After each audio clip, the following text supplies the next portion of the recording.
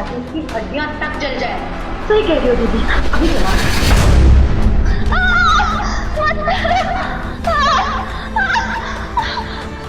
क्यों कर रहे हो तुम लोग मेरे साथ ऐसा?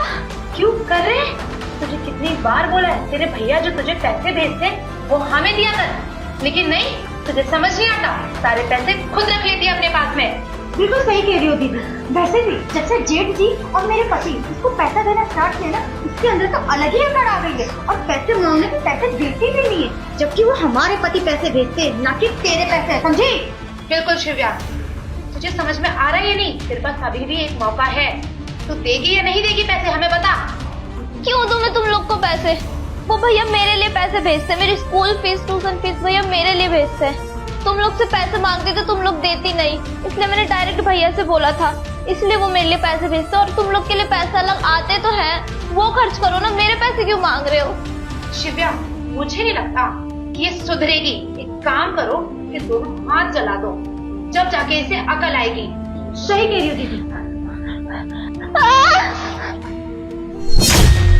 मुझे क्या कर रहे हो? दिक्कत तो ठीक तो है ना?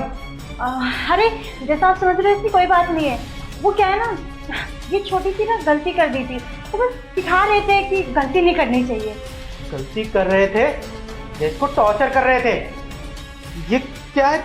इसका हाथ इतना लाल। दिव्या कुछ बताओगी आखिरकार हो क्या रहा था? और ये आप लोगों के हाथ में पतीला। दिव्या बेटा क्या बात है? अरे शिव्या ने बताया ना, वो बस कुछ गलती हो गई थी तो मैं समझा रही थी। जैसा आप समझ रहे हैं वैसा कुछ भी नहीं है। हाँ, जो मेरे भैया पैसे भेजते थे ना, वो लोग ये मेरे से मांग रहे थे। वो मेरे पढ़ाई के लिए अलग से पैसे भेजते और इनके लिए अलग, पर ये लोग मेरे से वो पैसे भी मांग रहे थे, मैंने देने के लिए मना कर दिया, इसीलिए लोग मेरे साथ ऐसा करते। दिव्या क्या बोल रही है, तो पागल हो गई है क्या? अच्छा, तो सारा मामला पैसों का है।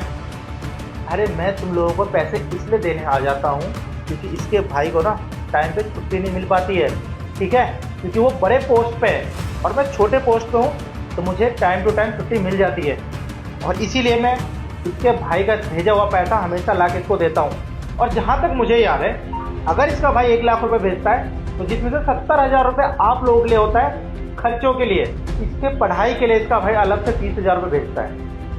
उसमें भी आप लोगों की गंदी नज़र है। अरे शर्म आनी चाहिए आप दोनों को।